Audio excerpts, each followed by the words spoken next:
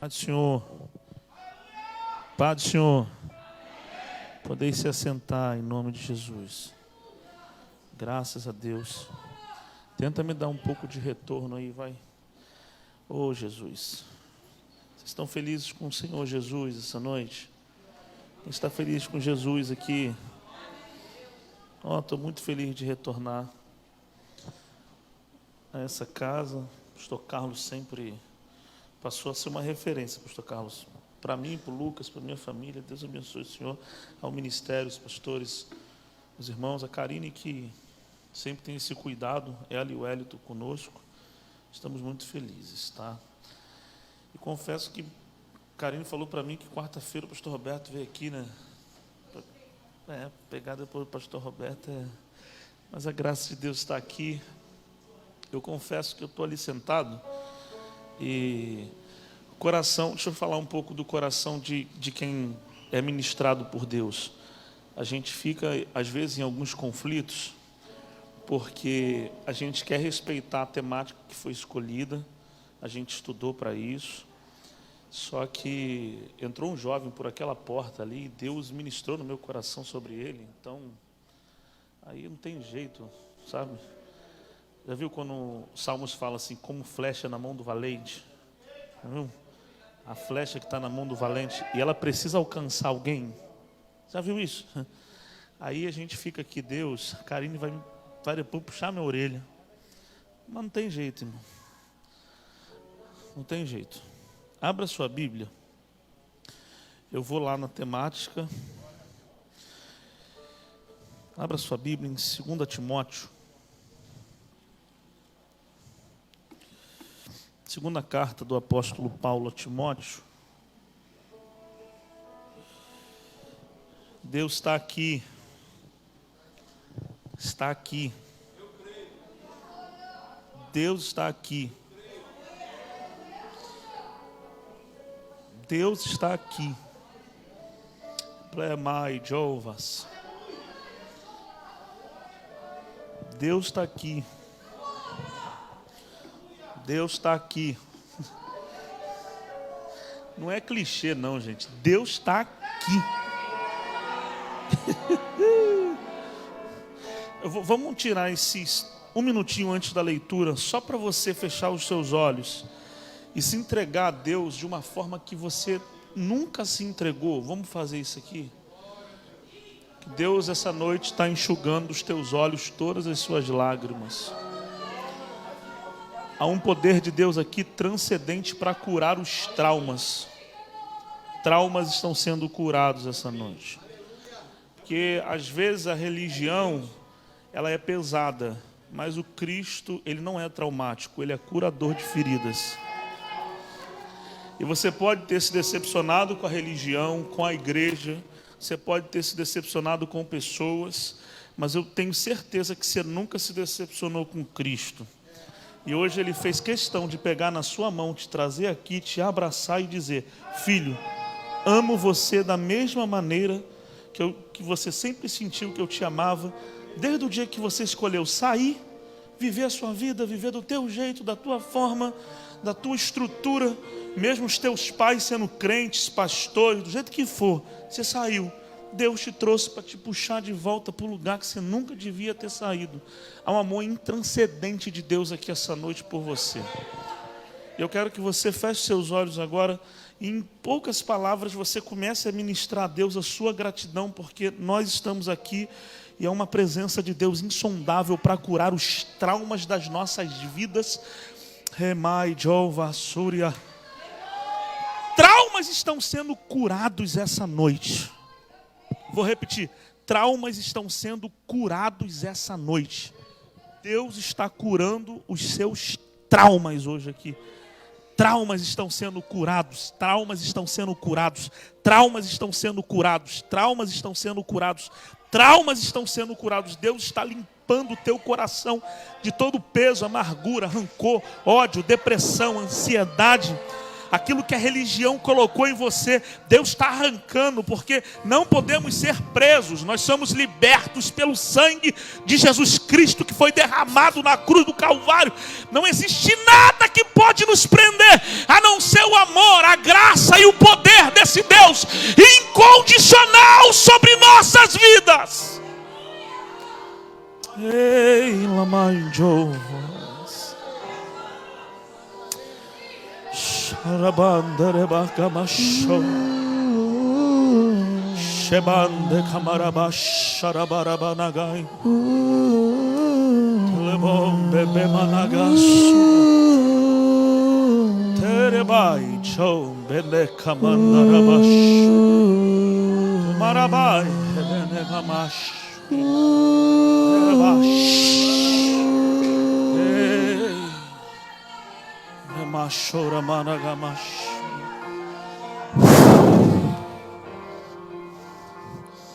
Dá a mão para ela aí. Deus ministrou sobre a sua vida hoje. Olhe para mim aqui com muito respeito, eu não te conheço. Deus não vai perder você. Deus não vai te perder. Deus essa noite está arrancando da tua alma todos os traumas. Já viu quando alguém está construindo um muro e coloca os tijolos? O tijolo só pode ficar fixado quando as colunas estão postas. O problema é que as colunas caíram e a parede não fica de pé. Deus está reconstruindo e reedificando. Tua família está sendo reconstruída para que o teu coração não se perca. Deus não te perde, cara. Há uma graça de Deus insondável, eu não te conheço, sobre a sua vida, para mudar a história da sua família. Porque foram muitas orações e Deus não deixa as orações caírem no chão. Remai, Jovas. Você pode adorar a Jesus, e quanto mais você adora, mais Deus supre todas as tuas necessidades. Remai, Jovas.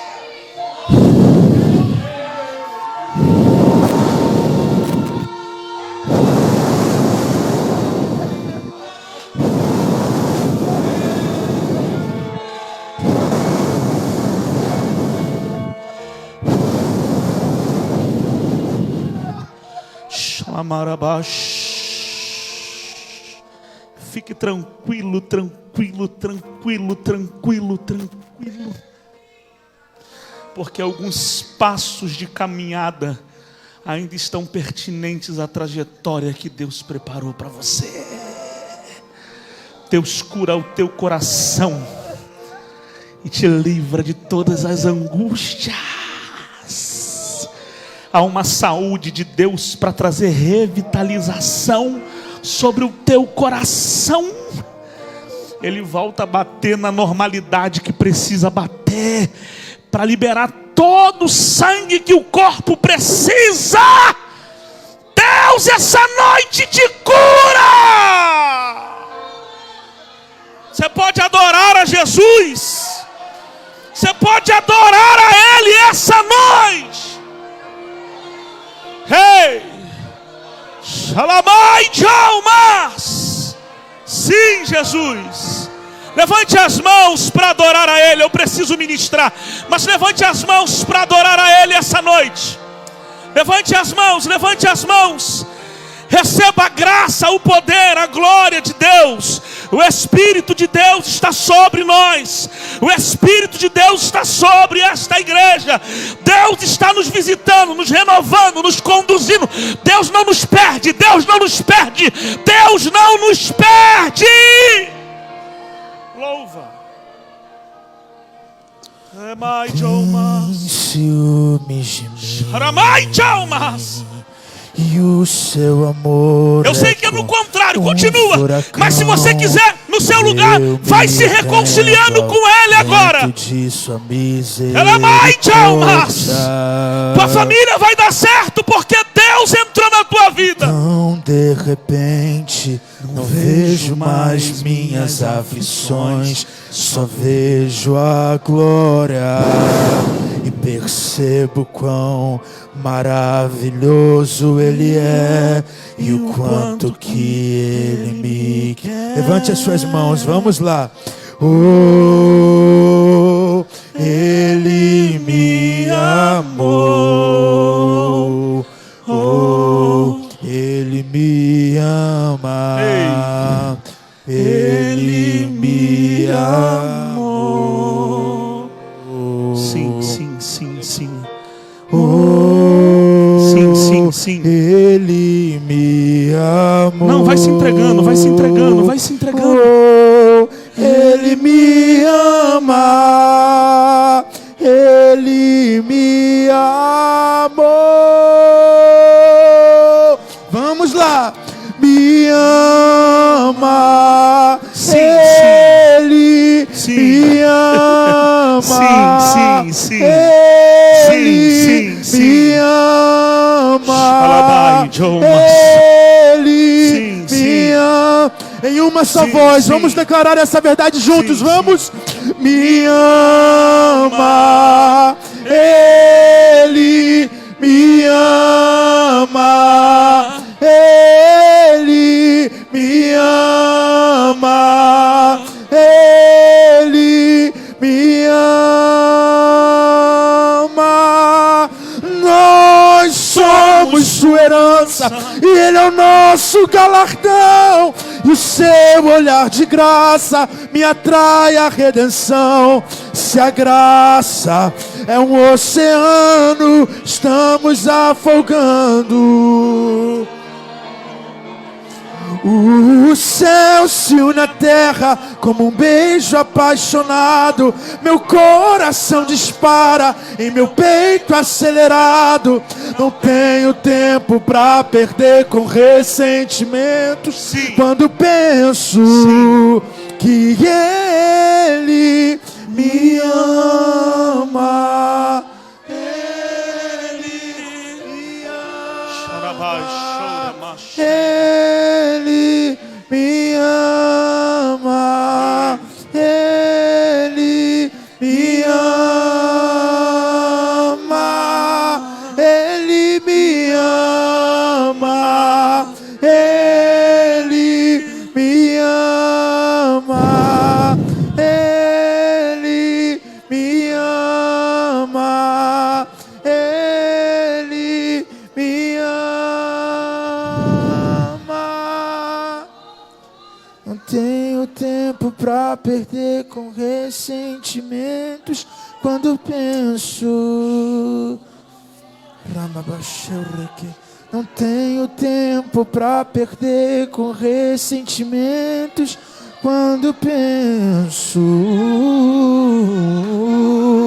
não tenho tempo pra perder com ressentimentos. Quando penso que Ele me ama. Ele me ama. Ele me ama. Ele me ama. Me ama. Ele me ama. Ele me ama.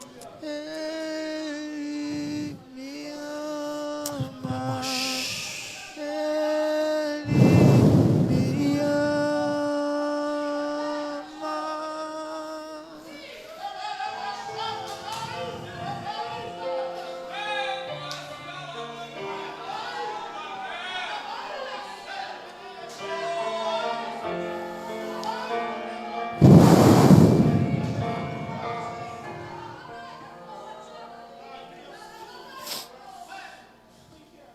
Graças a Deus.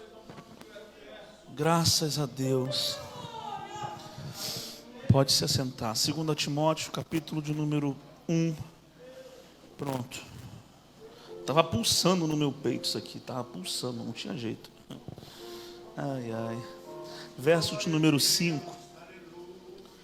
A gente não vai tomar muito tempo. Olha o que diz. Trazendo à memória a fé não fingida que há em ti, a qual habitou primeiro em tua avó, Lóide, e em tua mãe, Eunice. E estou certo ou convencido de que também habita em ti. Vou ler de novo. Trazendo à memória a fé não fingida que existe nos teus pais, né? Em tua avó Lóide, em tua mãe Eunice, e que essa mesma fé que habitou nelas habita também em você. A gente, ainda mais nesse contexto que a gente vive, a gente vai passando por diversas complexidades, e são complexidades muito comuns a tornarem a gente traumatizados. Por quê? Uma pesquisa saiu esses dias, é de um psicólogo espanhol, o pastor Carlos, e ele diz o seguinte, que nós, brasileiros, somos entre 9,8% de pessoas do nosso país sofrem de ansiedade e depressão, e ele coloca a gente como o primeiro país do mundo que mais sofre de depressão entre a fase de 13 a 25 anos, tirando os países de primeiro mundo.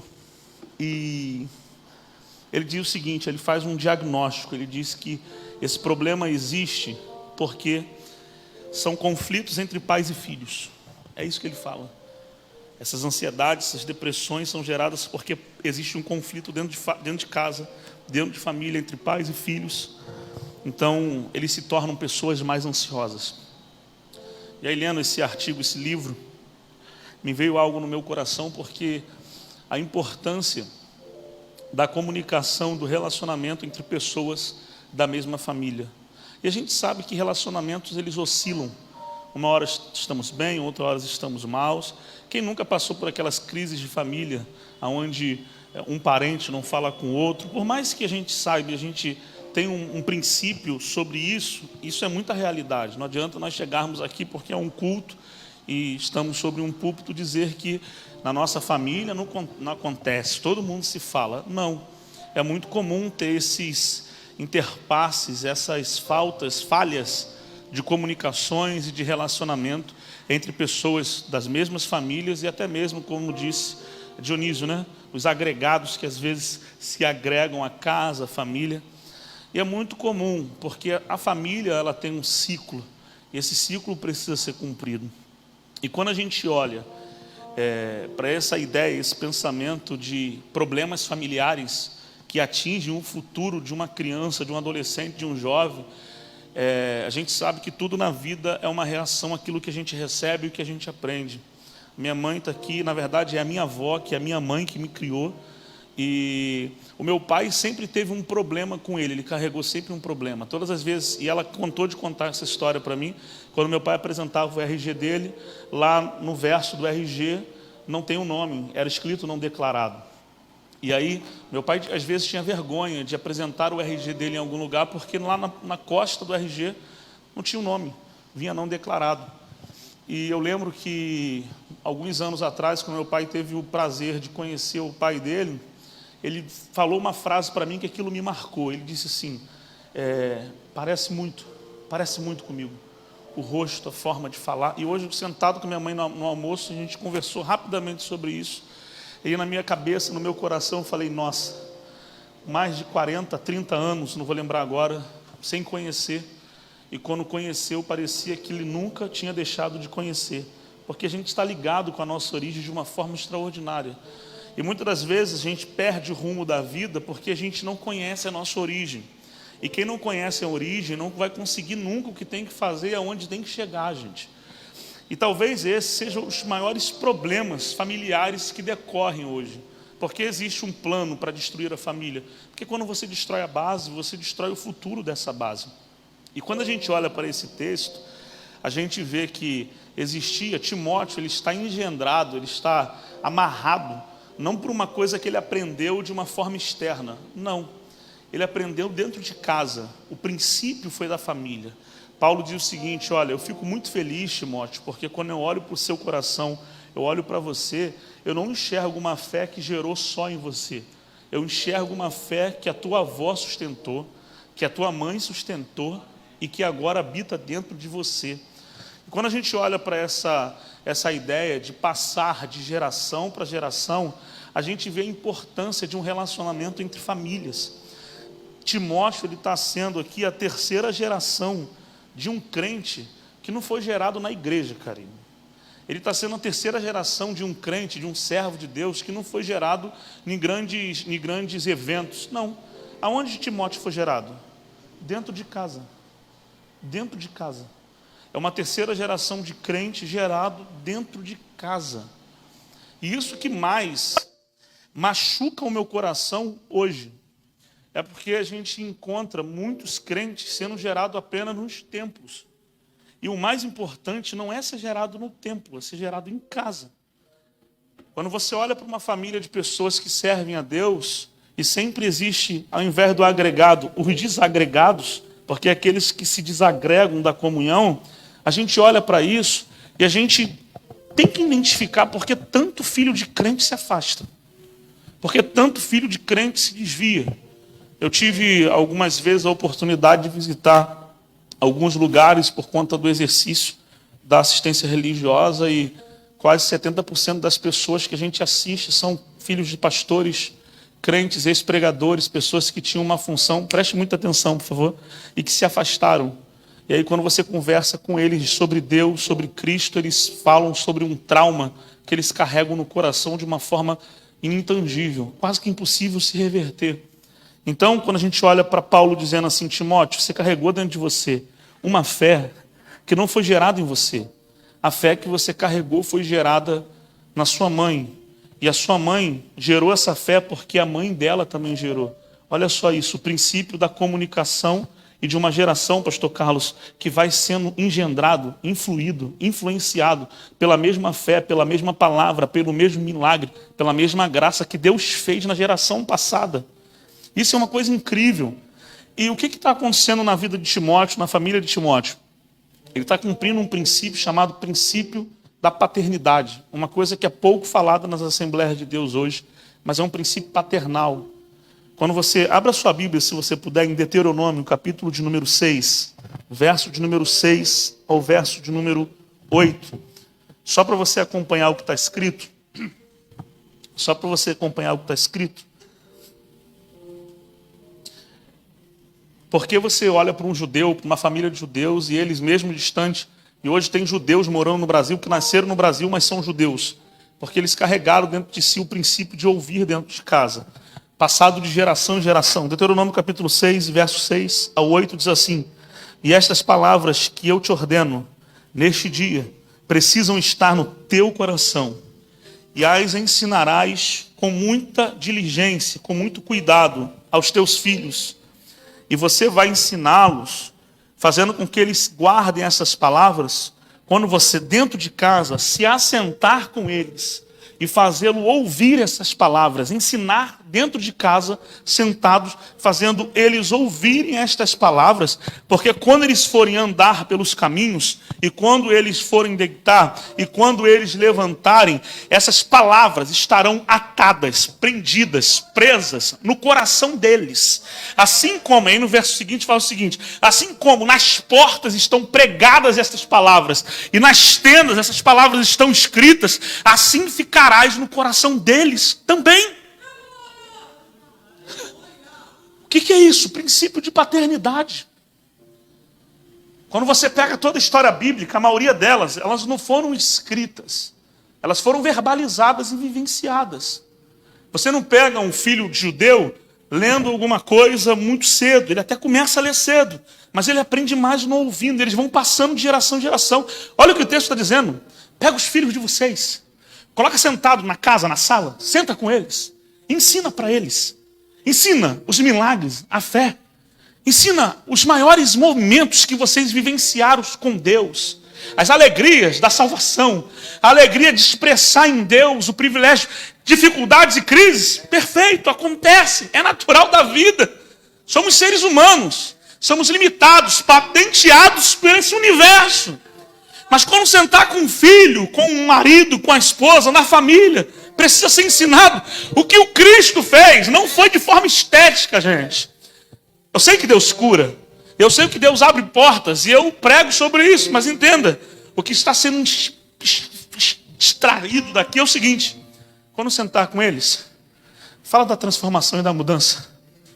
Ensina isso. Passa para o teu filho isso. O Deus que salva, que muda o teu coração. Sabe qual é o problema da gente? É que Deus não, se Deus não for encontrado em casa, Ele nunca vai ser achado no templo. Nunca. O problema é que a gente inverteu. A gente quer levar do templo para casa. E não é assim. A Bíblia não ensina isso, gente. A Bíblia ensina que a gente tem que trazer de casa para o templo. O culto não começa aqui. Não, vou dizer, o culto não começa aqui. E ele não termina aqui. Então, já que a gente vem para cá fazer o quê? Reagir um estilo de vida que a gente vive.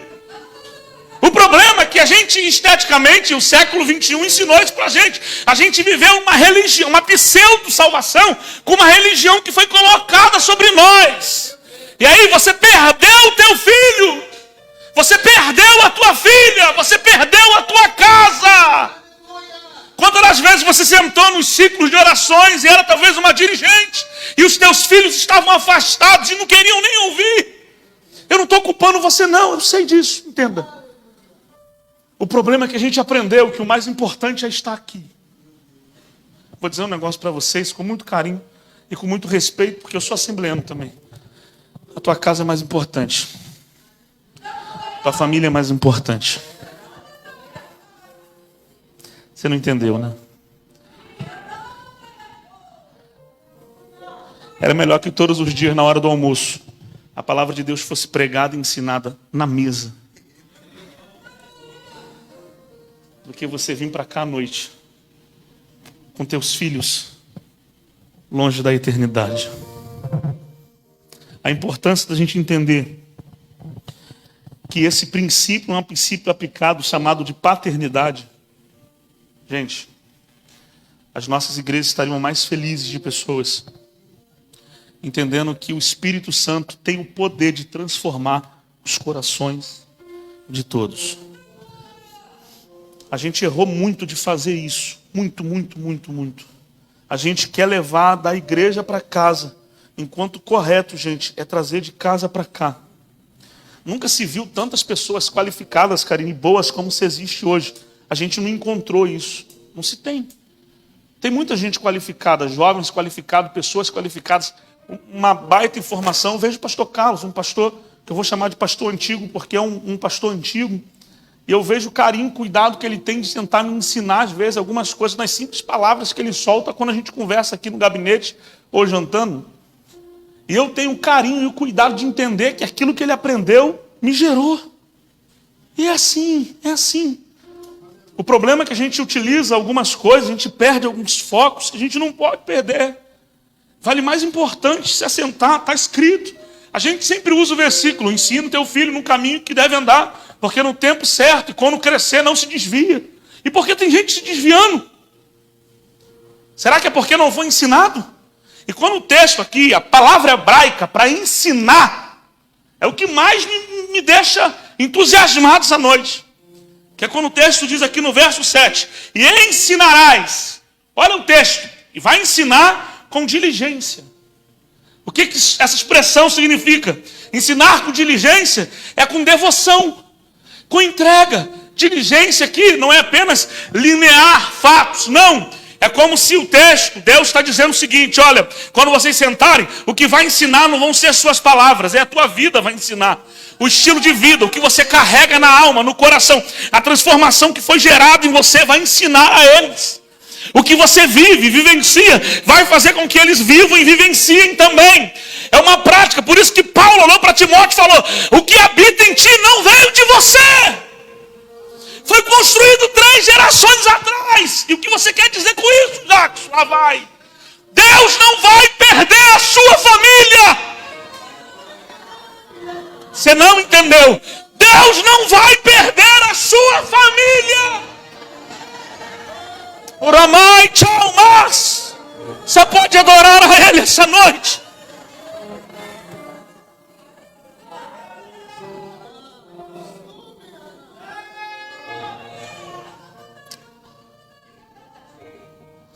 Em alguns milagres do Novo Testamento, tudo por revelação, hein?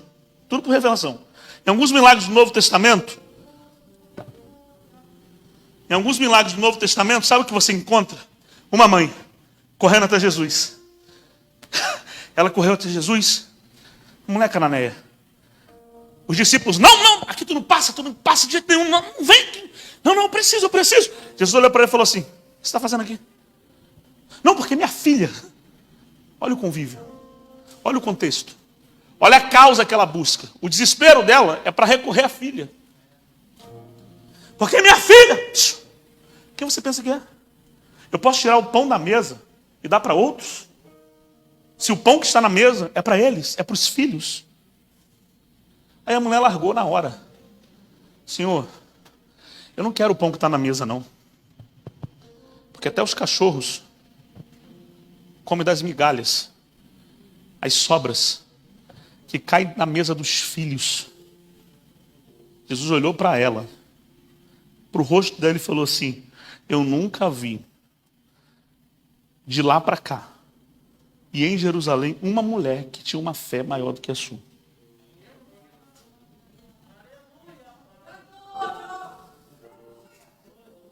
Imagine a cara dos discípulos. Eu li um texto referente a essa história, onde se dizia, em que quando Jesus fala assim, não existe em Jerusalém uma mulher que tem uma fé do que você, na verdade a transliteração para nós saiu assim, mas é como se Jesus tivesse dito assim, vocês tentaram impedir ela, não impediram? Ela tem mais fé no coração do que vocês. Jesus falou isso na cara dos discípulos. É onde foi o problema? O texto termina dizendo assim, por acaso, e Jesus pegou ela pela mão e foi lá para curar a filha. Termina? O que Jesus falou para ela? Volta para casa. O que você carrega a partir de agora é o suficiente para transmitir para a vida dela. Volta para casa. Porque a sua filha estará curada. Sã. O que é isso? Lá vai. Pais que carregam cura para seus filhos. Pais que carregam curas para os seus filhos. Pai que carregam cura para os seus filhos. Por que, Jacques? Você vai pegar esse foco. Eu tenho certeza que o que mais angustia o seu coração, o seu pai já? O seu coração, o seu pai? O seu coração, o seu pai? O seu coração são os filhos. Meu sogro fala uma coisa na minha frente para minha esposa todas as vezes. Toma cuidado, não vai ter filho agora. Eu, na minha cabeça, estou doido para ter filho. Ele fala, não, porque filho é uma dor de cabeça que a gente carrega pro resto da vida. É mentira isso ou é verdade, pastor Carlos? É verdade? Todos os pais concordam? Levante as mãos, os pais que estão aqui e concordam. Meu Deus do céu, hein? Não é? Pro resto da vida, né? É responsabilidade eterna, né? Ponto final, né? Aí você entende porque o pai do pródigo falou assim, pode ir, que eu estou disposto, você mesmo quebrando a cara, se arrebentando todo, daqui a anos que você quiser voltar, estou aqui no mesmo lugar que você partiu, te aguardando retornar. Pais que levam cura para os seus filhos. Pais que levam curas para os seus filhos. Façam com as suas mãos. A partir de hoje, você vai levar cura para a sua casa. Seus filhos serão curados. Esses dias a Graciele, eu estou terminando agora. Eu parei, estava eu e a Graciele, nós estávamos acho que sentados no sofá, eu não lembro, na cama, em algum lugar. Eu coloquei a mão no ventre dela e falei assim, beijei o ventre dela e falei assim, eu abençoo os meus filhos. Aí ela disse assim, mas você nem é, eu não estou grávida. Eu falei, não importa, eu estou abençoando a geração que vai nascer do teu ventre. Aí ela brincou, botou a mão no ventre. Jesus, que eles não têm o temperamento do pai. Aí eu, Jesus, que eles tenham a beleza da mãe. Deus abençoe os meus filhos. Que eles sejam prósperos, abençoadores. Que eles sejam crentes. Que eles sejam servos do Senhor. Que eles entendam que o reino é prioridade na vida deles. Que eles tenham uma família próspera. Aí a Graciele falou assim, mas eles nem nasceram, já vão casar. Estão casados pelo poder que é no nome de Jesus.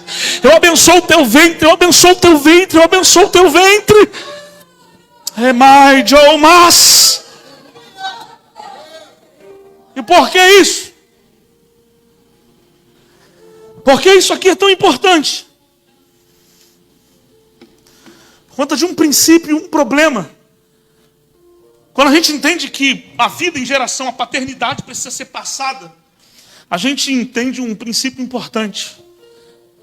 Quando a gente valoriza quando vocês valorizam os filhos de vocês, quando o pastor valoriza os obreiros, quando nós valorizamos as nossas esposas e as esposas valorizam os seus maridos, existe um princípio paternal aí. Qual o princípio? Da geração que vem. A gente entende que a geração que vem depois é mais importante do que a nossa. Pegou isso aqui? A família, a ideia de família, ela está gerada naquilo que vem depois, é maior do que a gente. Qual foi o maior problema da história de uma família? Foi quando Caim mata o seu próprio irmão. E a Bíblia diz assim, ó, e ele viverá errante para todo sempre. O que é isso? Uma vida de consequências eternas. Alguém que está marcado por uma falha que cometeu, que não existe mais solução de retorno. Deus olhou do céu e falou assim, o sangue do teu irmão. A expressão ali, sangues, e subiu o sangue da terra. A expressão sangue, no hebraico, ela está pluralizada, ela é um plural. Deus falou o seguinte, são sangues. Quando Caim mata Abel, ele não está matando Abel, gente. Ele mata Abel, os filhos de Abel, os filhos dos filhos de Abel e as gerações que Abel poderiam produzir. Então, quando você mata alguém, você está destruindo a geração que ela pode produzir. É o princípio de uma semente, por exemplo. Você pega uma semente, você olha para ela, é uma semente só. E aí, quando Jesus falou assim, ó, se vocês tiverem fé do tamanho de um grão, de uma semente de mostarda, a gente bota de forma linear isso, preconizando para quê? Para a ideia de uma fé mesmo pequena que faz, mas não é a ideia. A ideia é o seguinte, é que quando você olha para uma semente, você só vê uma semente. Só que existe um princípio. Gênesis capítulo 1, o próprio Deus falou o seguinte, que cada semente produza segundo a sua própria espécie. Então qual é o propósito que carrega numa semente? A produção. Uma semente ela tem que produzir. Então de uma semente ela precisa germinar para se crescer uma árvore, para que essa árvore produza frutos e que esses frutos produzam nova semente. Então qual é o segredo de uma semente? Aqui dentro dela existe uma floresta inteira. Mas que a gente não enxerga, que a gente não viu, que a gente ainda não entendeu. Quando a Karine falou aqui sobre o ofertório, sobre a lei da semeadura, é que toda semeadura precisa produzir uma expectativa, porque o que a gente está semeando pode ser pequeno, mas ela tem muitas coisas para produzir. Então, quando a Bíblia diz que Caim matou a geração de Abel, ele destruiu a semente que geraria outras sementes. Dentro de uma semente tem uma floresta escondida, você sabia disso? Dentro de uma pequena semente tem uma floresta inteira escondida. E qual é o problema? É que quando a gente perde o princípio de paternidade, a gente vai quebrando o ciclo. E quem pode sofrer? A geração futura. Abra sua Bíblia comigo em Juízes capítulo 2, para a gente finalizar agora.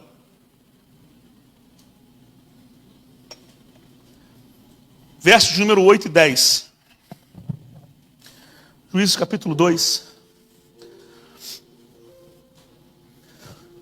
Verso número 8 e verso número 10. E verso 8, 9 e 10. Olha o que diz aí. E Josué, filho de Num, servo de Deus, morreu, tendo 110 anos de idade.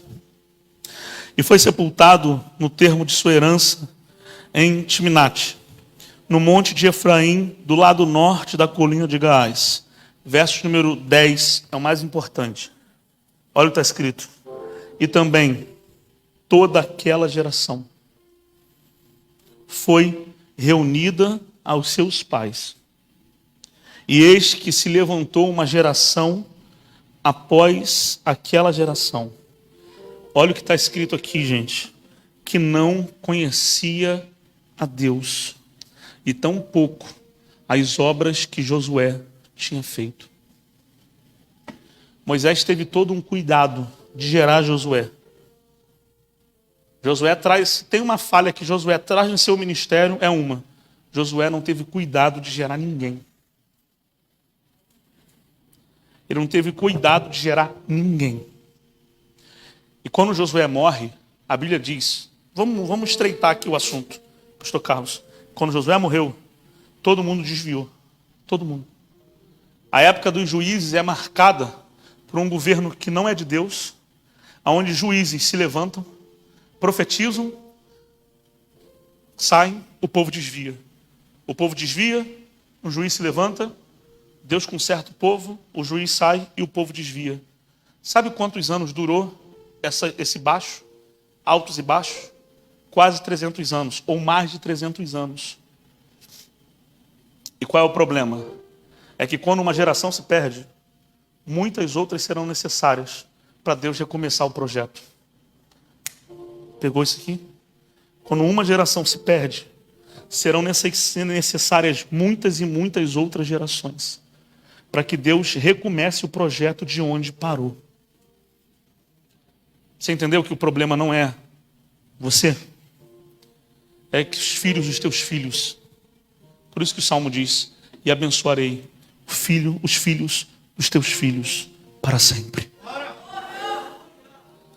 Você não carrega apenas você.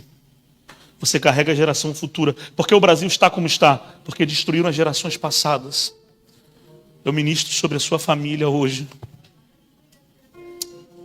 Aleluia. Já que eu não sou nem pai, eu não sou nem mãe, não importa. Eu ministro sobre você. Sobre aquilo que será gerado de você. Sobre aquilo que vai ser gerado de você. A bênção paternal de Deus. Por favor, não permita que gerações se percam. Por quê? Porque uma geração, Karine, ela é uma peça de encaixe. Eu estou terminando, pastor Carlos, para outra geração. É como se fosse, sei lá, uma fábrica que produz o quê? Sapatos? Que estão lá na esteira, lá, os sapatos. Se um molde der errado, o que acontece com os outros sapatos? Vai estar tudo errado. É uma esteira que leva. Então, uma geração, ela é peça de encaixe para outra. Se der errado aqui, gente, tudo vai sair errado daqui para frente. Você está entendendo isso aqui? Você está entendendo isso aqui? O que você carrega não é por conta de você. A gente fala tanto da mulher samaritana e a gente esquece de um princípio importante em João capítulo 4. Ela vai beber água onde? No poço que Jacó tinha.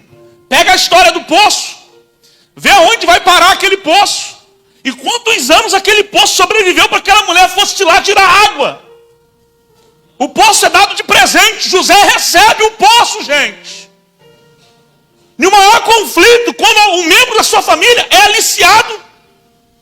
E acontece ali uma catástrofe na família. E o poço serviu para beber água e dar água para muita gente. E Deus tinha um projeto maior, alcançar a mulher samaritana no encontro com Jesus e ela. O que você produz hoje não produz só para você. Você produz para gerações futuras. Você pode adorar a Jesus. O que você carrega, você não carrega só para você. Você carrega para quem vem depois de você. Pastor Carlos está aqui pastoreando, cuidando do rebanho de Jesus, porque se Jesus não voltar, outras pessoas precisam fazer esse trabalho da sé. Você precisa entender que a sua família precisa de você. A sua casa precisa de você. É mãe de almas. Os teus filhos, os teus netos, os teus bisnetos precisam de você.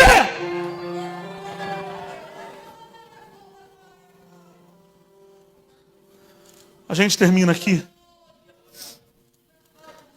Abra sua Bíblia em 1 Samuel, capítulo de número 1, verso de número 5.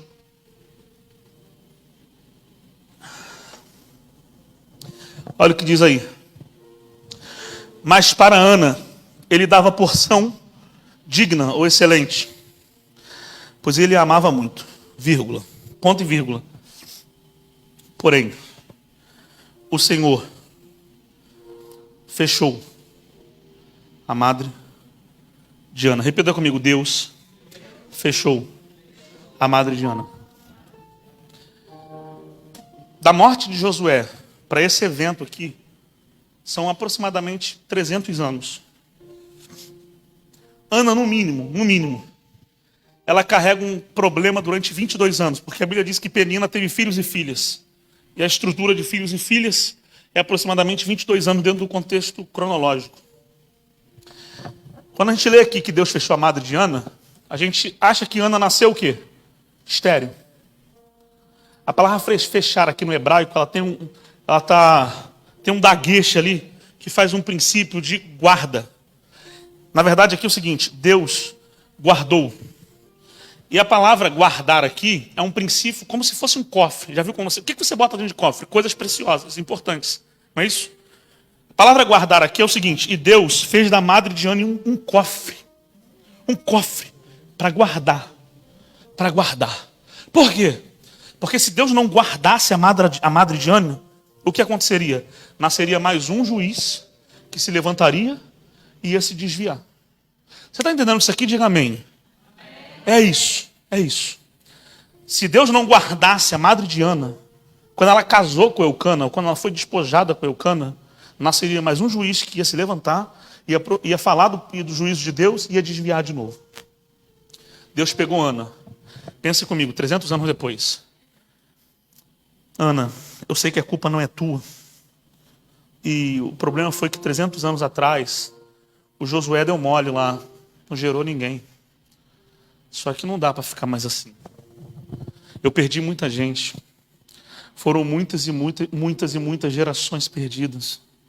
Eu sei que você não tem culpa, eu sei que você casou direitinho com Eucana, mas eu vou precisar te deixar uns 22 anos só, sofrendo, triste, sendo perseguida por Penina. E eu sei que você não vai entender, porque as pessoas vão dizer que teu ventre é fechado porque você é estéril, você vai ser rejeitada pela sociedade, a teologia da causa e efeito vai ser aplicada sobre você. Mas Ana, eu quero que você entenda uma coisa. Vai para o templo todos os dias, porque o que eu tenho para você está guardado. Por conta de Josué, Deus precisou fechar a madre de Ana, que não tinha nada a ver com o problema. Só para Deus não perder a geração, para que nós pudéssemos chegar aqui essa noite. Eu não sei se você entendeu isso aqui. Deus guardou a madre de Ana, fez Ana sentir uma dor que não era dela. Porque Deus precisa, para poder restaurar o projeto, muitas outras gerações serão perdidas. E Deus falou, vou parar em Ana o processo de perder a geração. Eu sei que Ana vai sentir muita dor, vai sofrer muito. Mas eu preciso guardar o ventre dela. Porque eu não posso gerar apenas um juiz. Eu preciso gerar do ventre de Ana um juiz, um profeta e um sacerdote. Pegou isso aqui, gente? Entendeu isso aqui? 300 anos foi necessário para que Deus retomasse um projeto que parou por conta de uma falha. Às vezes, você essa noite está aqui com o ventre fechado. Dores, problemas, muitas coisas que foram perdidas. Mas às vezes Deus fechou, permitiu as dores chegar por um princípio. Porque o que Ele precisava gerar através de você teria que ser maior do que aquilo que a geração passada gerou. 300 anos, gente, de colapso, de entrega, de rei se levantando, caindo, se levantando e caindo, o povo afastado. E Deus pegou o ventre de Ana e disse, é no teu ventre, Ana, que eu vou mudar a história de 300 anos perdida por Josué. Você não está entendendo isso aqui, senão você já estava glorificando. Eu vou pegar o teu ventre, Ana, e no teu ventre eu não vou apenas gerar um juiz, porque juiz, 300 anos se levantaram, diversos juízes. Eu vou colocar no teu ventre um ato profético. My Jovas. Eu vou colocar no teu ventre, Ana, um ato sacerdotal. E aí você entende porque Ana foi para o templo e fez um pedido e faz uma oração de Jesus. Senhor, se tu me deres um filho varão, a quem muito eu tenho pedido, eu não vou passar navalha na cabeça. A Ana não sabia. Ela não sabia o que estava acontecendo. Mas ela não entendia que Deus projetou a história para separar Samuel por conta de 300 anos. E ela disse, se tu me deres, eu entregarei para ti todos os dias de sua vida. E ele vai viver todos os dias servindo ao Senhor. Ele vai viver todos os dias entregue ao Senhor. Ele vai acordar olhando para a arca. Vai comer olhando para a arca. Vai dormir olhando para a arca. Todos os dias eu entrego ele a ti. Mãe almas. Ei, Calamachúria. Deus gerou em Ana um profeta, um juiz e um sacerdote. Samuel criou a primeira escola de profetas. Da descendência de Samuel, a gente consegue perceber o princípio primário do rei Davi. Da descendência de Davi, a gente percebe a história e você está aqui por isso. Você pode adorar a Jesus essa noite. É através da sua vida que Deus vai mudar as outras gerações. É através da sua vida que Deus vai mudar as outras gerações. Se Samuel não entrasse na casa de Jessé, quem seria Davi? Se Samuel não entrasse na casa do Belemita, quem seria o novo rei de Israel? Deus escolheu Samuel e disse: através de você eu vou governar a terra, o mundo. Através de você eu vou lá na rua César, lá na rua César, lá na rua César, naquele domingo, dizer para eles que eu governo todas as coisas. A importância de se entregar uma geração a Deus é que ela sempre estará guardada por Deus. Fique de pé. Fique de pé. Remai, Jeovas. Se tua esposa, teus filhos estão aí, dá a mão para eles. A gente ora para finalizar. Deus não pode perder a sua geração. Deus não pode perder os seus filhos. Deus não pode perder você. Amém? Você recebe essa palavra? Recebe isso aqui? Então o que acontece essa noite, Jackson? Princípio de gerar. Geraremos aquilo que é maior do que nós. Tua família vai gerar o que é maior do que você. Não se preocupe, pastor Carlos, se alguns irmãos, e eu peço para o senhor com muito carinho que o senhor dê as oportunidades quando eles pedirem. Alguns irmãos nessa igreja vieram falar assim: pastor Carlos, eu preciso muito contar um testemunho do meu filho, que meu filho viajou, meu filho casou, meu filho vai precisar sair daqui porque vai casar com alguém fora do estado, do país. Não se preocupa não, são gerações que estão sendo alcançadas por aquilo que foi estabelecido nesse lugar. As famílias dessa igreja vão começar a contar testemunhos. Não apenas seus, mas de seus filhos também. Sabe o que é pais pararem de vir para a igreja para orar apenas para Deus libertar os seus filhos? É parar. Eles vão vir para a igreja para agradecer a Deus pelo que Deus já fez por eles.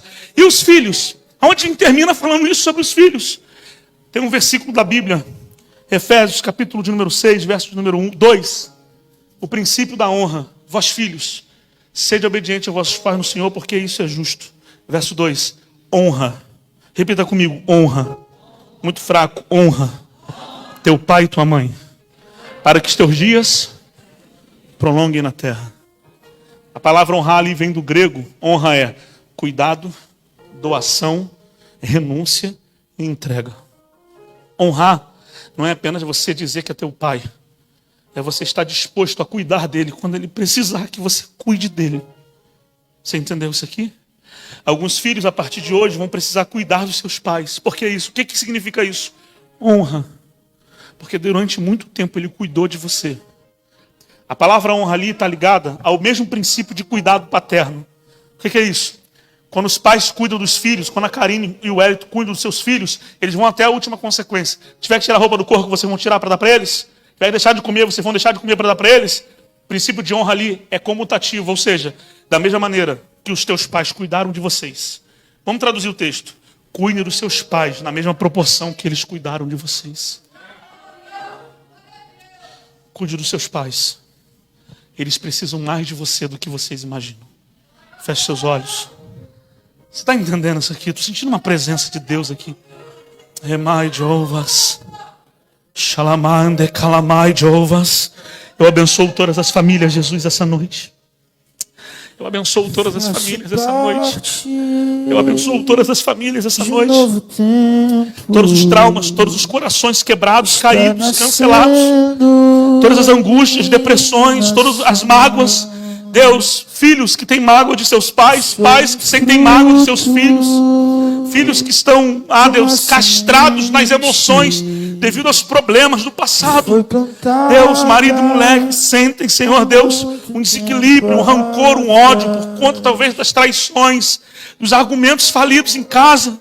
Deus, os pais que sentem nos seus filhos uma aversão devido aos problemas. Estamos terminando, Deus, esse mês, no dia de amanhã, Mas o mês de maio inteiro, Deus, está sendo, Deus, colocado em orações por conta contra a violência infantil. Olha o que nós temos visto aí, Deus, no mundo, a sociedade perdida, o princípio de família quebrado. Mas teus filhos estão aqui, Jesus. Existem pais aqui, existem mães, existem filhos e filhas, Senhor. Então eu quero lhe pedir que sobre eles haja esta noite uma graça tão profunda para curar o coração deles. Deus, eu sei que talvez tem muito tempo que ele não diz assim para ela, eu te amo. E muito tempo ela não diz para ele, eu te amo.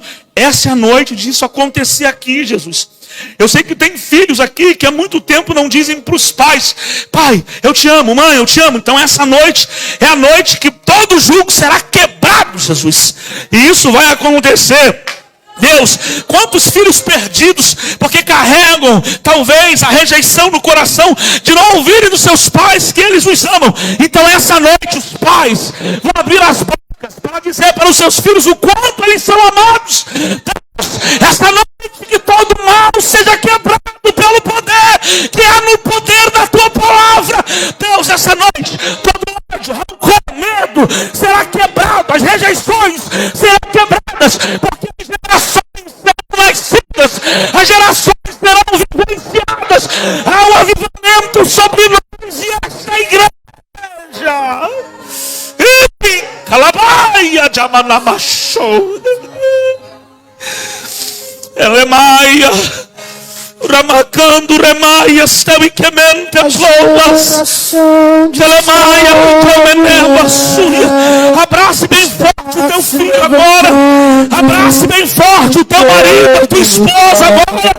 Ministre sobre eles o amor paternal que está sobre você. Ministre. Você não vai perder o teu filho. Você não vai perder a tua filha. Você não vai perder o teu casamento. Deus está aqui essa noite. Temos o teu nome engrandecer. Para fechar essa. E agradecer-te.